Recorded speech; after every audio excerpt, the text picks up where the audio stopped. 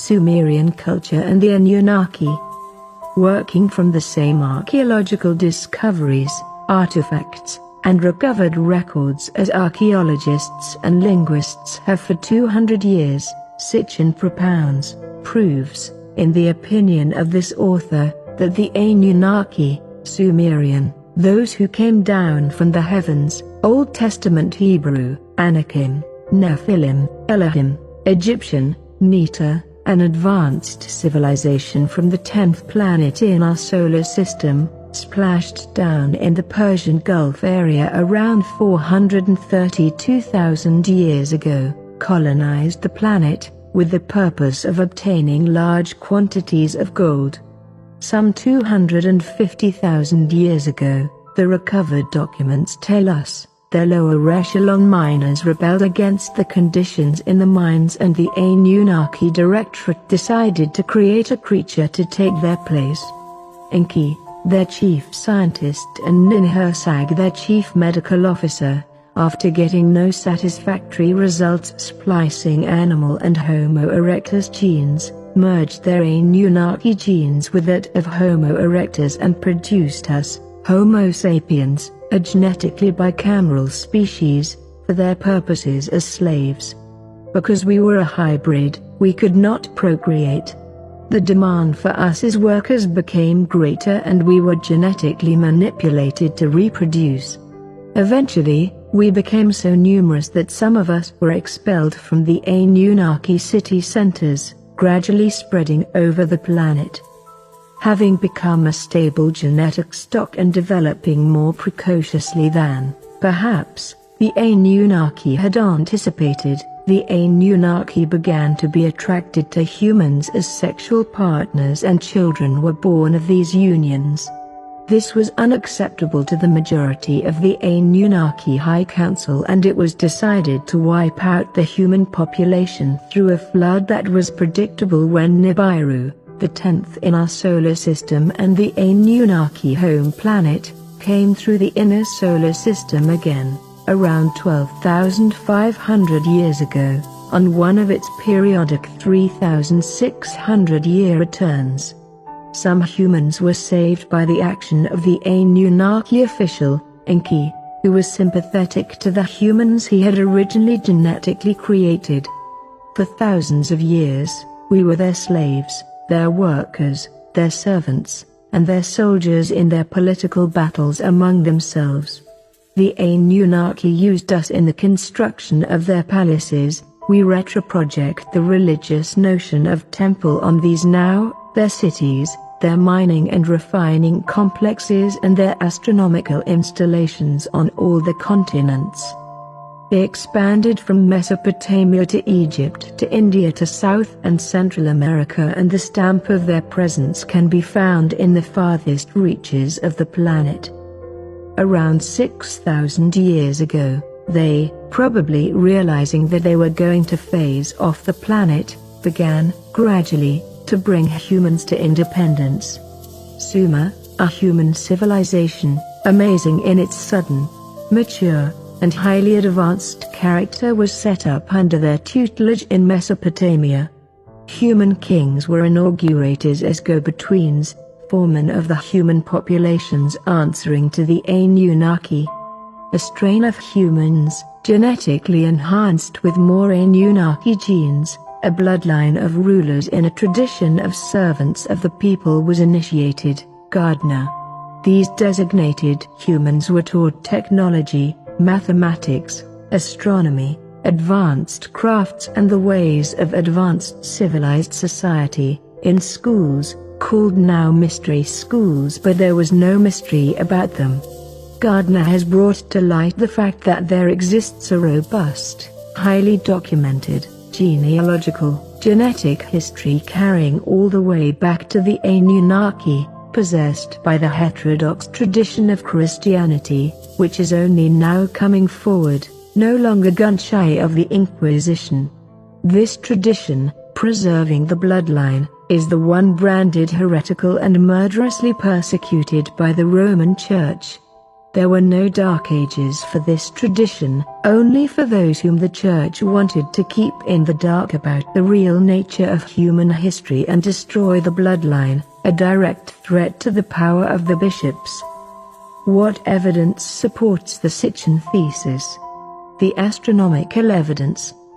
No concrete problem is going to be solved as long as the experts of astronomy are too supercilious to touch mythical ideas, which are firmly believed to be plain nonsense. Of course, as long as historians of religion swear to it that stars and planets were smuggled into originally healthy fertility cults and naive fairy tales only very late, whence these unhealthy subjects should be neglected by principle, and as long as the philologists imagine that familiarity with grammar replaces that scientific knowledge which they lack and dislike. Georgia de Santillana, Ph.D. and Hertha von Dikend, Ph.D., Hamlet Smill. A key underpinning of the Sitchin paradigm is the existence, now or in the past, of the 10th planet in our solar system, the home planet of the Anunnaki, with the size, orbit, and characteristics described, as Sitchin has demonstrated, in the Enumilish and corroborated by Harrington, former chief of the U.S. Naval Observatory, now deceased. Tom Bohr discovered Pluto in 1930. Christie, of the U.S. Naval Observatory, discovered Charon, Pluto's moon, in 1978. The characteristics of Pluto derivable from the nature of Charon demonstrated that there must still be a large planet undiscovered because Pluto could not be the cause of the residuals, the wobbles in the orbital paths of Uranus and Neptune clearly identifiable.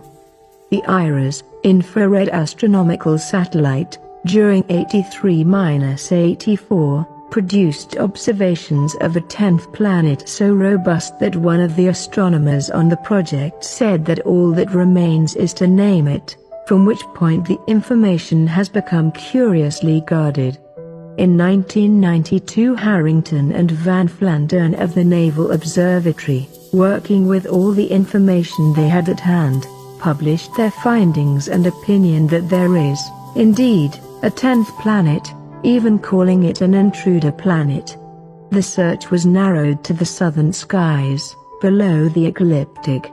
Harrington invited Sitchin, having read his book and translations of the Enumilish, to a meeting at his office, and they correlated the current findings with the ancient records. The recovered Nibiru document, A History of the Formation of Our Solar System and More, says that, at the time when Mercury, Venus, Mars, Jupiter, Uranus and Saturn were in place, there was a Uranus-sized planet, called Tiamat, in orbit between Mars and Jupiter. Earth was not in place yet.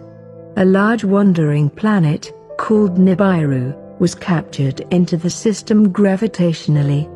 As it passed by the outer planets, it caused the anomalies of their moons, the tilting of Uranus on its side, the dislodging of Pluto from its being a moon of Saturn to its own planetary orbit. Its path bent by the gravitational pull of the large planets. First its satellites collided with the large planet Tiamat and, on a second orbit through, Nibiru collided with Tiamat, driving the larger part of it into what is now Earth's orbit to recongeal as Earth, dragging its moon with it to become our moon with all its anomalies. The shattered debris of Tiamat's smaller part became the asteroid belt, comets, and meteorites. The gouge of our Pacific Basin is awesome testimony to the collisional event. Nibiru settled into a 3,600-year elliptical retrograde, opposite direction to all the other planets, orbit around our Sun, coming in through the asteroid belt region between Mars and Jupiter at perigee and swinging far out past Pluto at apogee. Harrington acknowledged that his information agreed with all these details, and the maps they each had drawn of the orbits were almost indistinguishable. The current probable location of Nibiru, Planet X, our 10th estimated by both was the same. It is the opinion of this author and others that, in light of the evidence already obtained through the use of the Pioneer 10 and 11 and 2 Voyager spacecraft, the infrared imaging satellite, IRAS, 8384, and the clear and unequivocal statements of Harrington when consulting with Sitchin, that the search has already been accomplished, in fact that the planet has already been found. We need to force the issue of the 10th planet being in our solar system, not just to demonstrate the validity of the new paradigm but for a very practical reason. The ancient records are very clear. The passage of the 10th planet, Nibiru, once every 3,600 years, through the inner solar system affects the Earth, sometimes in catastrophic ways. It is very probably the cause of pole shifts, pole reversals, changes in the precessional movement, perhaps even catastrophic bombardment by asteroid-sized space debris that it may drag along with it. Since it passes through the asteroid belt area between Mars and Jupiter, and its orbital path may vary depending on the position of the other planets when it comes through, it may have been responsible for the devastation of Mars. A rigorous, detailed computer modeling of the solar system, including the 10th planet, needs to be done urgently for our own planetary safety. Remember that the Vatican maintains an astronomical observatory in Monsignor Baldussi may have access to information that prompts him to make the amazing statements he has, no doubt as voice of the Vatican.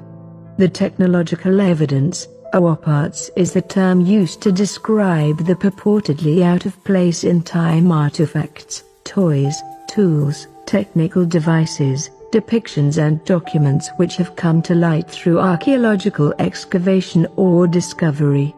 Almost everyone is familiar, through published works or documentaries, with the clay pot batteries still containing the electrodes from the Iraqi desert dated at 2500 before Christ, the flyable model airplane from a pyramid tomb, the sophisticated machining of stone requiring the most advanced techniques we know today, the 1,000-ton precision cut blocks of stone in a temple foundation that we could not even handle, an ancient relief frieze from an Abydos temple depicting rockets, airplanes and even a helicopter, etc. The most recent and quite amazing OAPART is the rediscovery of monoatomic gold by David Hudson. Monoatomics are superconductors at room temperature, have anti-gravitic properties and are only now being investigated by the advanced physics community. Hudson's discovery correlated with the bringing to light, by Gardner, of the suppressed discovery of the Anunnaki gold processing plant on Mount Horeb by Sir Flinders Petrie in 1889 demonstrates that the monoatomics were already known at least 3,000 years ago. These OAPARTS, coupled with evidence from many disciplines and the historical records, indicate that an advanced civilization existed in those times possessing a high technology, and that civilization was indeed the Anunnaki. The documentary evidence, the recorded historical documentation for the existence and deeds of the Anunnaki, has become gradually available to us only since the early 1800s.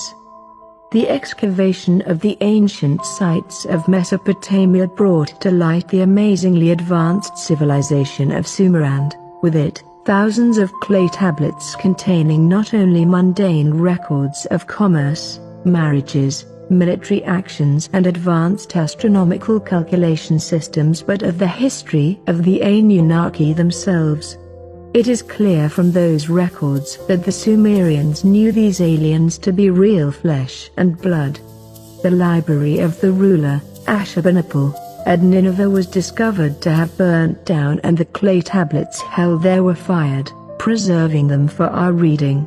One of the most impressive finds, in very recent time, has been a sealed, 9-foot by 6-foot room in Sippar holding neatly arranged on shelves, a set of some 400 elaborate clay tablets containing an unbroken record of the history of those ancient times, a sort of time capsule.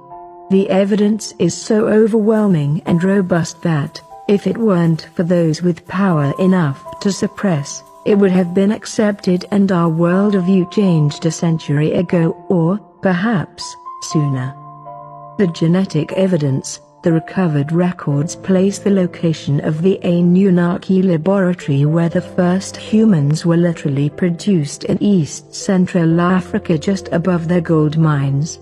This falls precisely on the map where the mitochondrial DNA search for Eve places the first woman Homo sapiens, and in the same period, the gold mining engineers of Africa have found 100,000-year-old gold mines in that area. The evidence for and description of advanced genetic engineering is all there in the ancient documents.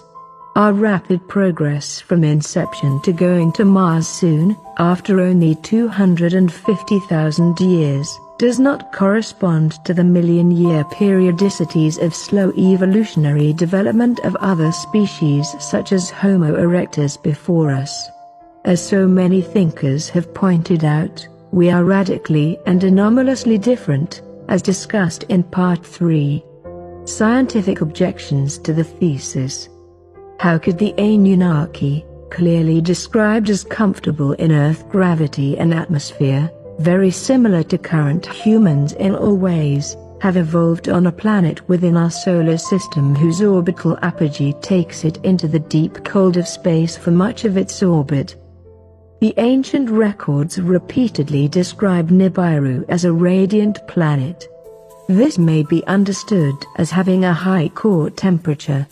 Although controversial, there is also astrophysical opinion that a large body in elongated orbit is constantly tending towards circular orbit, and this causes stresses in the body that could generate a good deal of heat.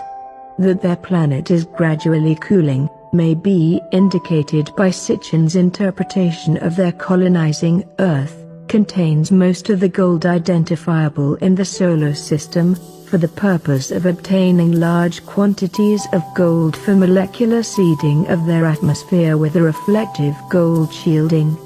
Pertinent here is Harrington's confident statement to Sitchin that it is a nice, good planet, could be surrounded by gases, probably has an atmosphere and could support life like ours. The sunlight level there might be quite different than on Earth. The Anunnaki were often depicted or sculpted with what seemed to be obviously sunglasses. If, however, the Anunnaki evolved on a radically different planet from Earth under quite different conditions to which to adapt, why should they have turned out to be so identical to human species? Sitchin's answer is based on the collisional event between the intruder planet, Nibiru, and the planet Tiamat, the residual part of which recongealed into the Earth after being driven into current Earth orbit. That the two, or at least one, of the colliding planets was sufficiently developed to have evolved basic organic compounds, perhaps even simple life, the cross-seeding of everything from amino acids to more complicated organic compounds or even primitive organisms, could account for the evolutionary similarity. Although this author finds it a reasonable hypothesis, even trivial, that advanced civilizations would be capable of crossing extremely different genomes, perhaps with even radically different bases, the cross-seeding theory can account for the apparent relative ease with which the Anunnaki impinged their genes on the genes of Homo erectus. The Anunnaki skill level, 200,000 years ago, is indicated well by the recorded fact that, in early trials, they succeeded in crossing animal genes with Homo erectus genes, obtained living hybrids but never a satisfactory product, which led them to modify Homo erectus genes with their advanced genes.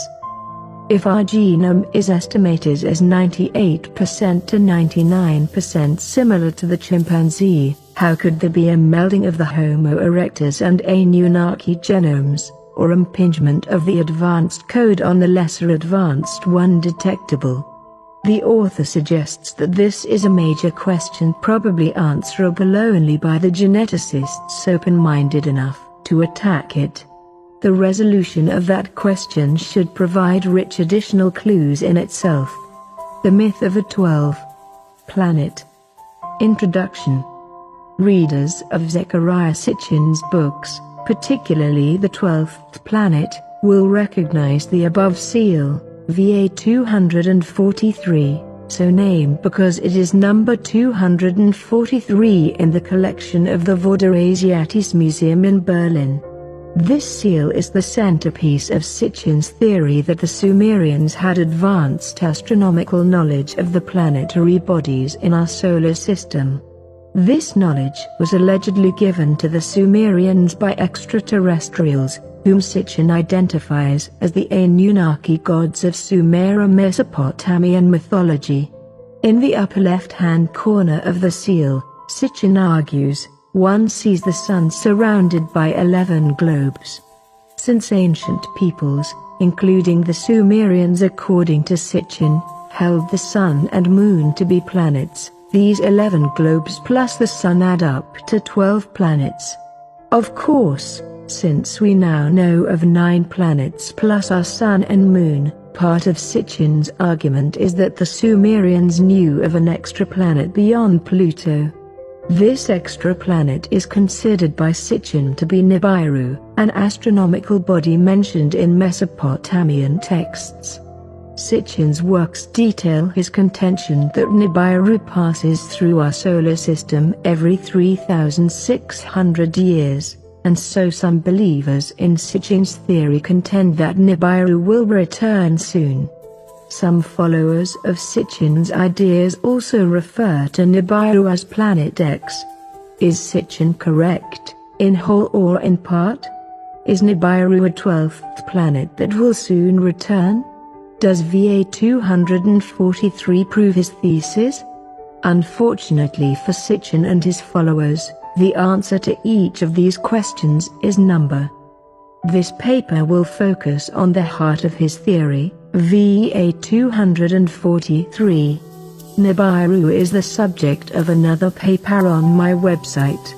Method and approach.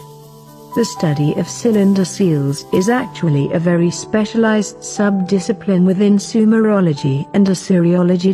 It is possible to determine, through the efforts of cylinder seal specialists of the recent past and current experts, to decisively say that Sitchin's interpretation of this seal is deeply flawed and lacks scholarly merit.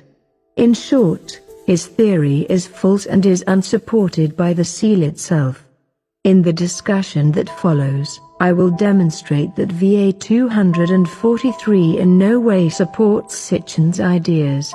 My reasons, lines of argument for this are: 1. The inscription on the seal, left hand and right hand sides, which are not discussed by Sitchin, says nothing about planets or any element of astronomy. Rather than offering an independent translation, I will defer to authorities on Sumerian seal inscriptions in this regard to avoid any charge of bias. 2. The alleged sun symbol on the seal is not the sun. We know this because it does not conform to the consistent depiction of the sun in hundreds of other cylinder seals and examples of Sumero-Mesopotamian artwork. I will describe the typical depiction, determined with certainty because it appears with texts about the sun god, Shamash Akkadian, known as Uta in Sumerian, and provide image examples. Sources are provided for readers to check for themselves. The sun symbol is actually a star, which in Mesopotamian art could have 6 or, more commonly, 8 points. Lest the modern reader retort that well, the sun is a star, I offer several images where the star symbol and the sun symbol, which again, is not that in VA 243, are side by side and distinct from one another. The Sumerians and Mesopotamians distinguished the sun from stars by using different symbols, and associating each symbol with the sun god and other gods, respectively. There is simply no ancient Sumero-Akkadian evidence to support Sitchin's identification. 3. If the sun is not the sun, then what are the dots? The dots are also stars, as is best illustrated by the Sumerian Mesopotamian depiction of the Pleiades, 7 dots together with reasonable astronomical accuracy since they are visible to the naked eye. B. The Pleiades are actually one of the most frequently depicted astronomical features in Sumero-Mesopotamian art. As Sitchin points out, and this is corroborated by actual scholars in the field, it's common knowledge, stars were associated with or considered to be heavenly beings, gods. In Sumero-Mesopotamian artwork, a star represents either a god or an astronomical body. The same can be said of the sun, it can either reference the literal sun or the sun god. There are 3 possibilities as to what VA243 is depicting. A. It is singling out a deity or special star and associating it with other stars in some sort of zodiacal representation. I don't consider this likely because there are other far clearer representations of zodiacal constellations. Unless there are clear zodiacal connotations, a star was symbolic of a deity, which brings us to the second option. B. More probable is the idea that the central star stands for a deity that has some association with fertility, as in crops, since the inscription describes an offering made by a worshipper, who is named, to a seated god who is associated in the seal with fertile harvest. Since there are 2 other figures in the seal in addition to the seated god, and one is the offerer, the remaining figure is likely a deity also associated with the offering. In favor of this possibility are the implements shown on the seal with respect to these 2 figures facing the seated god and the figure's headdress. Also in its favor is the fact that there are literally hundreds of such offering seals, and may have a star in upper proximity to the figure's heads, signifying the figure is a deity, see the example. C. Since the star is surrounded by 11 other stars, dots, the artistic depiction could stand for the lead god of the Mesopotamian Divine Council and its other 11 arbiter members. Recall that, as Sitchin again points out, the Mesopotamian Council had 12 members. I have noted before that the 12-member council isn't always consistent in Mesopotamian religion. At times 8 gods are considered the council, but 12 is the more prevalent number. This thesis is attractive, but I can't say there is much to commend it over option B. The reader might be thinking at this point, well, isn't the sun god the leader of the pantheon? So if this symbology points to the divine council, the center symbol could still be the sun? This would be an erroneous line of thought, since in Sumero-Mesopotamian religion the sun god is not the high god. The high god is Anu, later, Marduk, not Shamash. These options are admittedly subjective, but one thing is certain. The sun symbol does not conform to the abundantly frequent symbol for the sun in Sumero-Mesopotamian art. We are not dealing with a depiction of the solar system. Astronomer Tom van Flandern pointed this out years ago anyway, since the sizes of the planets around the alleged sun do not conform to the correct sizes of the planets, and the distances from the pseudo-sun are not depicted in such a way as to depict elliptical, or at least varying, orbits. The link to Van Flandern's critique is on my website. 4. There is not a single text in the entire corpus of Sumerian or Mesopotamian tablets in the world that tells us the Sumerians, or later inhabitants of Mesopotamia, knew there were more than 5 planets. This is quite a claim. but is demonstrable through the work of scholars who specialize in cuneiform astronomy. Below I list all the major works on cuneiform astronomy, catalogues of texts, dissertations, books, and invite readers to check them out of a library and look for themselves. Literally every cuneiform text that has any astronomical comment, even with respect to astrology and omens, has been translated, catalogued, indexed, and discussed in the available academic literature. The tablets are often quite detailed, even discussing mathematical calculations of the appearance of planetary bodies in the sky, on the horizon, and in relation to other stars. The field is by no means new, and is considerably developed. All of the above facets of the discussion are now offered in more detail with bibliography. 1. The inscriptions on VA 243.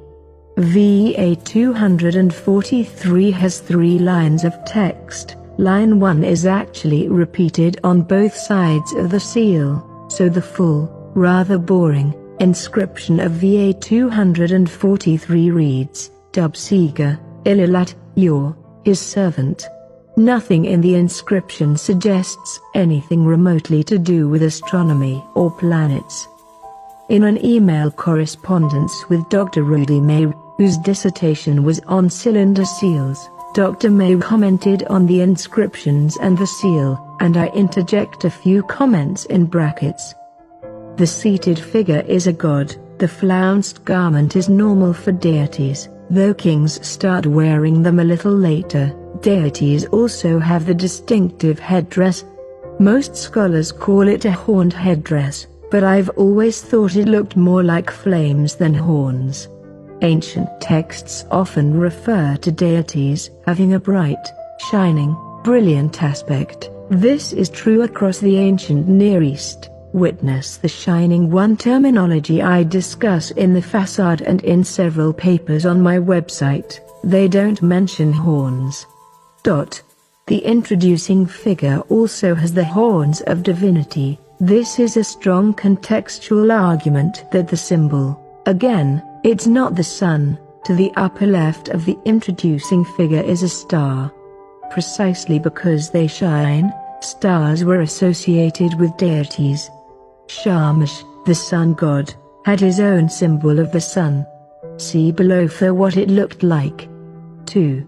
The sun symbol. This is perhaps the biggest problem with Sitchin's interpretation of VA 243 signifying the solar system. Simply put, if the central symbol in his solar system isn't the sun, the interpretation collapses completely. There's actually a good deal of evidence to demonstrate decisively that Sitchin is wrong here. Toward offering that evidence, we'll first introduce a few general comments on Sumero-Akkadian symbols and move to the specifics. A. General comments. Like all ancient religions, Sumero-Mesopotamian religion had a great concern with heavenly bodies that could be observed with the naked eye. In particular, the sun, moon, and Venus were important focus points because of their ease of visibility, and each was artistically symbolized and stood for a deity. In Sumer-Mesopotamian religion, the sun god symbology was very clear. Sun god equals Shamash, Yuta in the Sumerian language E. The symbol of the sun god in Sumero-Mesopotamian religion was a central circle with 4 extended arms with wavy lines in between each arm, most common, or a circle with only wavy lines. The entire symbol was itself nearly always, I don't know any exceptions, but there may be one, just being cautious here, inside a circle, as right F. The reader should note immediately that this is not the symbol on VA 243. VA 243's pseudo-sun lacks the wavy lines and is not set inside a circle. This sun symbol is ubiquitous in Sumero-Mesopotamian religious artwork. The other common symbol for the sun god was the god in flight upon a set of wings, a depiction akin to the winged disk in Egyptian religion. The above classic solar disk iconography in Sumero-Mesopotamian religion is contrasted with the star symbol, used to symbolize either stars in constellations, any deity. The star is either over the deity's head or above it to the left of right, or Ishtar, Sumerian Inanna, who stood for Venus, the most visible object in the sky aside from the sun and moon G. Note that this example has 8 points. This is the most frequently attested style in Sumero-Mesopotamian religious art. The star also is found with 6, like VA 243, or 7 points, and the points even vary within the same seal or stela carving. It wasn't consistent in points, but what the symbol stood for was consistent, either a star, planet, or deity, but not the sun. The star symbol is either set within a circle or, far more often, not within a circle. It is clearly distinct from the sun symbol. How do I know that the symbol of VA 243 is a star and not the sun disk? Other than the obvious noted above, that VA 243 does not have the wavy lines between the arms of the symbol and is not set within a circle, Sumero-Mesopotamian religion often grouped the symbols for the sun god with that of the moon god. Akkadian equals Sin, Sumerian equals Nana, and Ishtar, Sumerian equals Inanna. This isn't surprising since they were so readily viewed. In short, they didn't confuse the symbols and neither should we. This group threesome is very prevalent in Sumero-Mesopotamian art, and compels the observation that the sun symbol and star symbol were distinguished from each other. Ursula Seidel, Die Babylonischen Kudaru Reliefs, Tafel 19, Vierte Gruppe, Stela B equals the Babylonian Kudaru Reliefs, Plate 19, 4th group, Relief B. Note the wavy lines and encircled sun symbol on the lower right. The symbols for sun and star, planet are also distinguished clearly in zodiacal artwork from Mesopotamia. The sun symbol, left, and star symbol, right, are next to each other under the snake, Draco. Note the wavy lines of the sun symbol.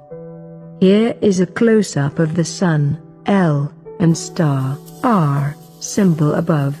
Note that the star in this case has 8 points. The sun symbol, center, and star symbol, are of center, and next to each other under the snake's tail. Note the wavy lines of the sun symbol. In the above example, note that, 1, the star has 7 points, and, b, the stars below it have 6 points. Note also that these smaller stars also lack points, they are just dots. This 7-dot circle arrangement is one of the most common motifs in Mesopotamian art, and denote the Pleiades. The point here is that dots equals stars in Mesopotamian art when in an astronomical context, or a context where a deity is identified with a star. This is important for our consideration of VA 243. Note that the star symbol here has 6 points as does the VA 243 star. Some commentary on this last example is in order. The previous 2 examples clearly are in zodiac context, as is this one. Those previous 2 examples clearly have the sun symbol drawn in a manner consistent with expected Sumero-Mesopotamian features, wavy lines, encircled, that unmistakably distinguishes the sun from the star symbol. The star symbol signifies the same astronomical body in each case, yet the number of points varies. This means that the number of points is unimportant for identifying the star symbol as a star or planet, not the sun. Hence one cannot say, well, the star symbol usually has 8 points, and the Sitchin seal has 6, therefore it's not a star but the Sun. This is erroneous because these examples demonstrate clearly that a star symbol can have 6, 7, or 8 points, and lacks wavy lines. The symbol on Sitchin's VA 243 is not the Sun. It is a star, and thus denotes a star, a god, or a single planet. This isn't my opinion, it's the Sumero-Mesopotamian art convention. Thank you for watching. Don't forget to like, comment, share and subscribe to my channel.